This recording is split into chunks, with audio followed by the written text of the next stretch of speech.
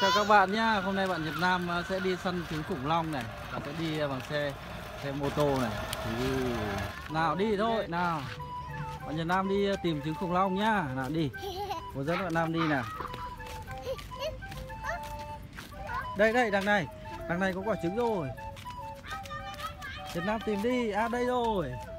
Đây có một quả trứng khủng long rồi. Nhật Nam nhặt vào giỏ đi. Cho vào túi. Rồi tiếp tục Nhật Nam đi nào, lên trên này.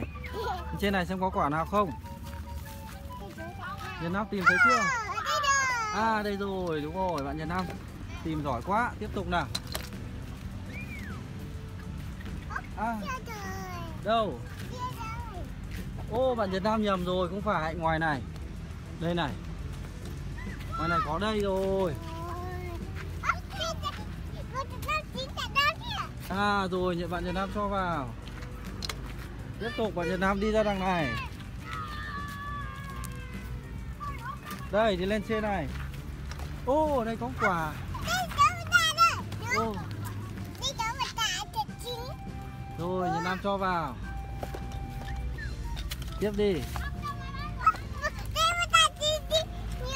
Ui, nhiều quá nhỉ. Lại một quả nữa. Nào. Ngoài này xem nào. Xem ở đây có quả nào không. Ui, đây lại có một quả rồi. Nào, Nam nhặt cho vào túi. Rồi, Nhật Nam đi ra ngoài này. Nhật Nam ra đây.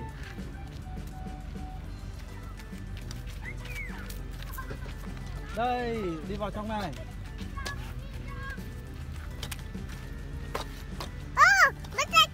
À đây rồi, đúng rồi. Nhật Nam giỏi quá. Nào cho vào. Bạn Nhật Nam đằng sau kia. Đằng sau kia hình như có một quả.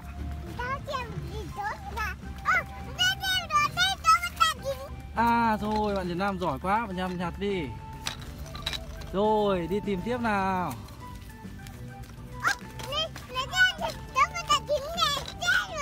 Ui, giỏi quá. À đúng rồi, đây một quả này. Nào, bạn Nhật Nam nhặt thôi. Ui, một quả trứng màu xanh này. Bạn Nhật Nam quay đằng sau xem có quả nào không nhỉ? Có quả nào không nhỉ? À đây rồi. Bạn Nhật Nam nhặt đi. À ở trên cái cây, đúng rồi. Ô, rơi rồi. Một quả trứng màu xanh lá cây.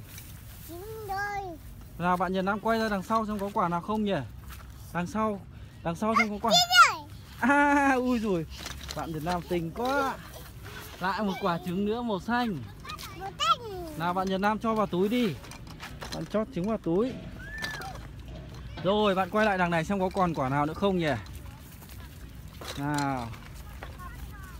Đây bạn Nhật Nam lên đây xem còn quả nào không. Đâu? À Nhật Nam giơ lên bố xem nào. Ui rồi, đúng một quả trứng màu xanh. Rồi chúng ta đi thôi. Chào các bạn đi nào. Hôm nay Nhật Nam rồi Nhật Nam bóc quả trứng đi. Nhật Nam lấy một quả trứng bóc nào. À một quả màu xanh. Ui quả này quả to quá nhỉ. Nào bố xem nào. À rồi Nhật Nam bóc ra được rồi. Ý. Con khủng long màu gì nhỉ? Màu xanh rồi. Nào Nhật Nam để bố lắp chân tay cho khủng long nhá. À đây là đầu này. Bố sẽ lắp đầu cho khủng long này.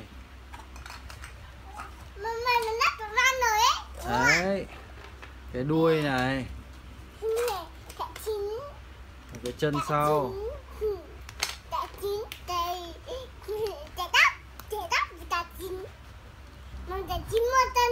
Rồi.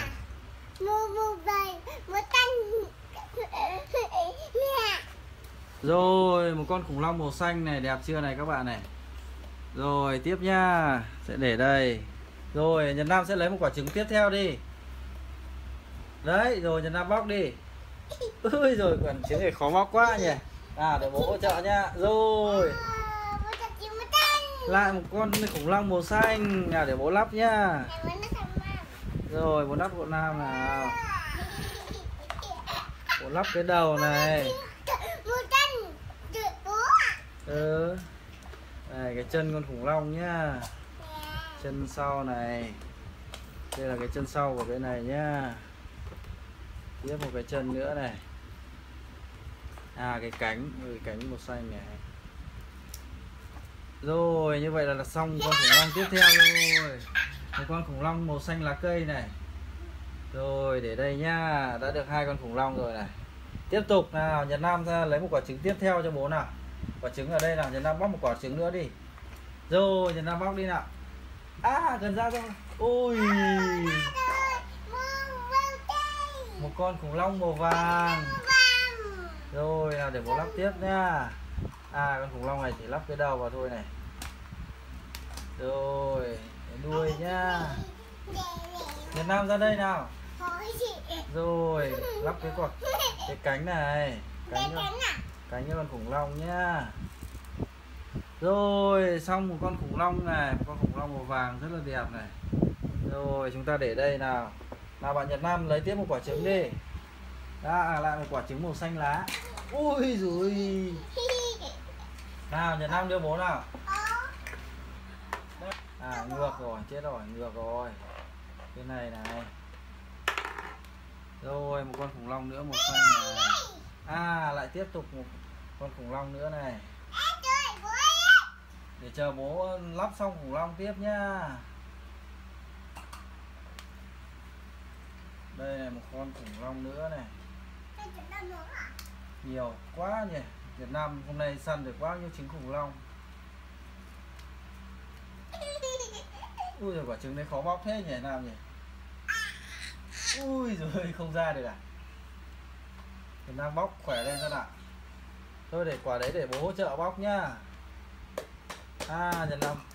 Ô Nhật Nam vẫn biết bóc. Nhật Nam bóc được rồi. Rồi một con khủng long một rất là đẹp này. Đấy.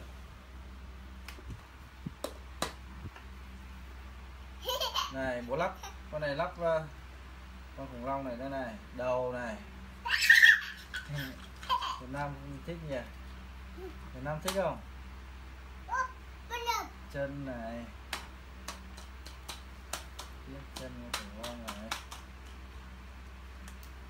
Việt Nam không bóc được quả trứng đấy à? À Nhật Nam biết cái bóc rồi. Nhật Nam lại bóc được quả trứng đấy rồi nha. Nhiều quá.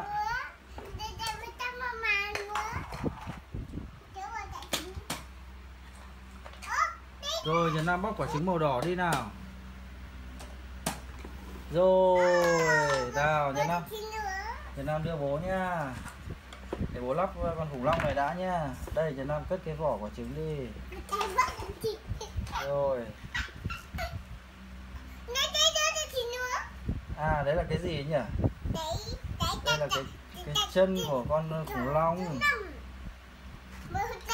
Đang chờ bố để bố lắp xong con khủng long này đã nhá. Đây này một con khủng long màu đỏ đẹp chưa?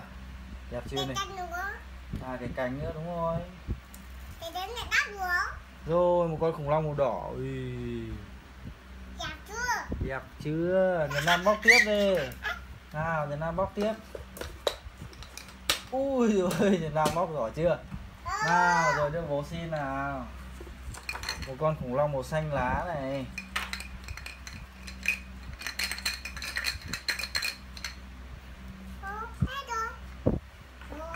Rồi Nhật Nam cất cái vỏ của con khủng long, vỏ trứng đi. Nhật Nam để bố lắp này, bố lắp chân này. Chân khủng long nữa này. Để bố lắp xong nhá. Việt Nam rất là thích trứng khủng long nhỉ. Rồi xong một con khủng long tiếp theo. Con khủng long màu xanh. Rồi Nhật Nam bóc tiếp quả trứng nữa đi nào. Quả trứng màu đỏ. Xem con khủng long màu gì nào. Ui là một con khủng long màu đỏ.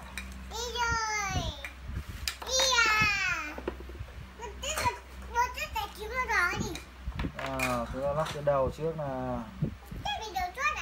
Rồi tiếp tục đây là cái chân này, chân sau này. Tiếp tục cái chân sau này, 2 chân trước, 2 chân trước. Đây là cái đuôi này, đuôi con khủng long. À đúng rồi, Việt Nam giỏi quá nhỉ. Cái cánh nữa này. Hoan hô, xong một con khủng long tiếp theo, con khủng long màu đỏ này. Rồi còn một quả trứng cuối cùng nào, Nhật Nam bóc nốt quả trứng đi. Ôi, một con khủng long màu vàng. Nào, Nhật Nam đưa bố xin nào, còn một cái chân nữa. Đúng rồi. À, để bố lóc cái đầu nhá. Cái đuôi này, chân con khủng long. À. Đây là chân sau này. Nhiều khủng long chưa? Nhiều quá. Hôm nay Nam nhiều khủng long quá nhỉ. Rồi, như vậy là chúng ta đã lắp xong, đã bóc xong trứng khủng long rồi này, rất là nhiều khủng long. Bạn Nhật Nam hôm nay rất là vui. Chào các bạn đi. Hẹn gặp lại các bạn trong các video lần sau nhé.